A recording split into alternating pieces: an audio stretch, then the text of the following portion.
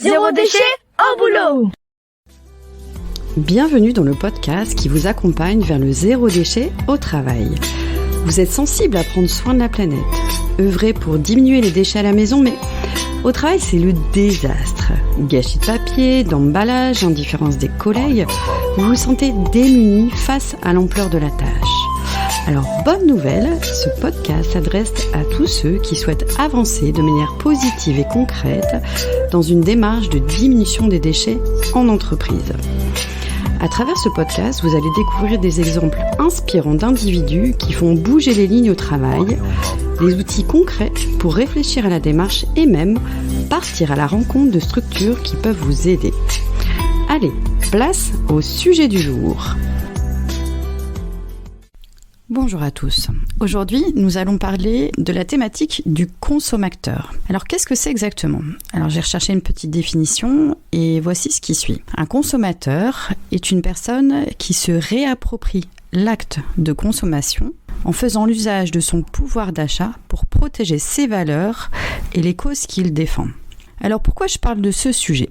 J'ai la chance d'avoir un réseau engagé, notamment autour de moi des copines qui sont commerçantes vrac, des connaissances qui tiennent des magasins bio, qui ont des activités engagées. Mais je remarque que depuis la crise du Covid, ces activités souffrent grandement.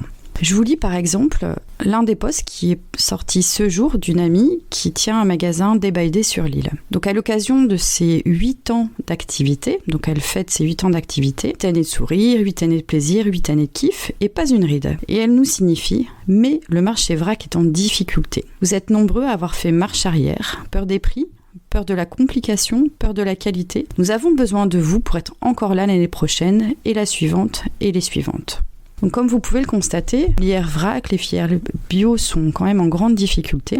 Rien qu'à mon petit niveau, j'ai constaté pas mal de fermetures ces 6 derniers mois. Je compte pas moins de 5 fermetures dans mon réseau proche. Donc ça signifie que pour les personnes qui souhaitent faire des achats engagés, l'offre se raréfie. Et pour nous consommateurs, on va dire engagés, on a moins accès à toute cette offre de proximité. Alors ce podcast s'adresse notamment aux entreprises potentiellement sensibles à la question du déchet ou à la question de la RSE. Et finalement, je me dis, quel avenir souhaitons-nous ? Dans quel monde souhaitons-nous évoluer ? Et je me dis qu'à chacun, on a un petit acte de colibri à mettre en place pour soutenir ces commerçants engagés. Et l'idée, c'est de faire l'usage de mon pouvoir d'achat pour protéger mes valeurs et les causes que je défends.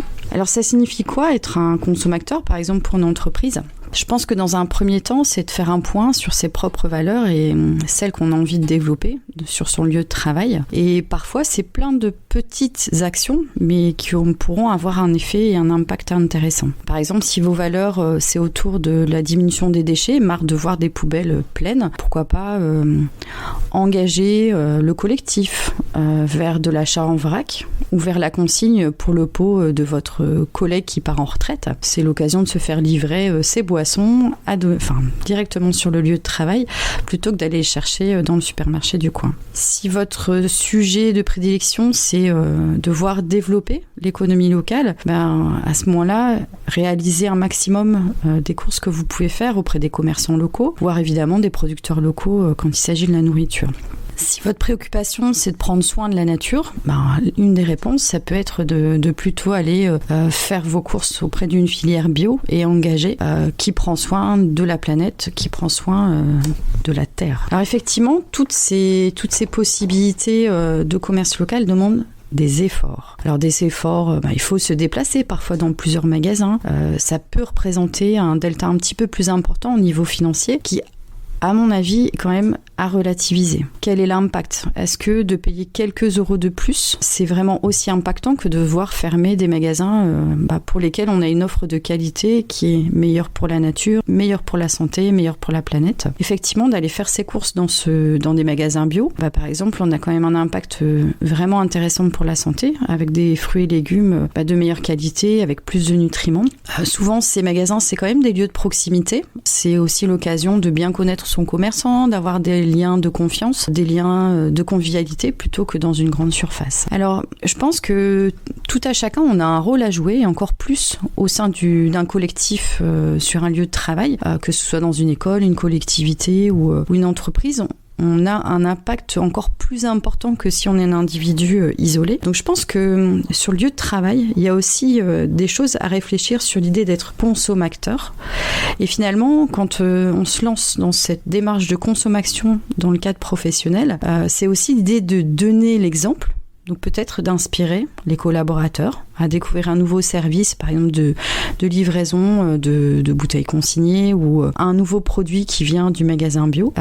Ça peut peut-être aussi inspirer les partenaires, voire même les usagers. Alors c'est peut-être un petit effort à réaliser, mais je pense que ça a un bel impact pour notre avenir. Alors, que vous inspire ma chronique ?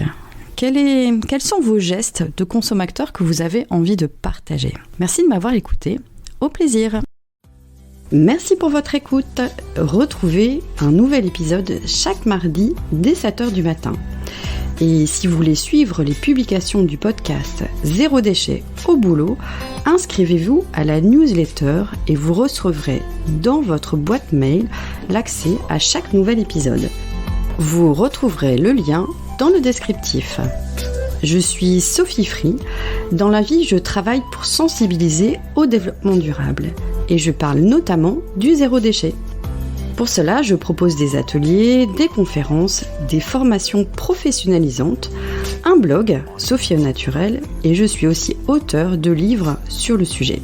Retrouvez toutes mes informations sur le site sophie-o-naturel.fr. Au plaisir!